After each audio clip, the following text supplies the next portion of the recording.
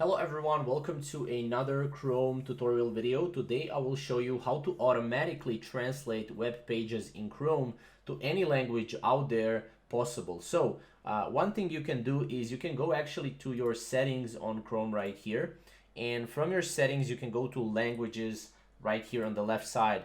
Now as you can see, my current language, the language that is used to display the Google Chrome UI is English United Kingdom. This is my first language. However, I can also go down below and I can add more languages. So as you can see, use Google Translate, make sure that is enabled, and then here you can basically go and where you can translate to that language. So basically, as you can see, Croatian is my first language, so I can go to Croatian. I can also add this to be English, and then whenever I go here, for example, if I'm here on this web page, I can either go here, not here, but I can either go here to the so I can go right click and then I can go here, translate to, and then Croatian.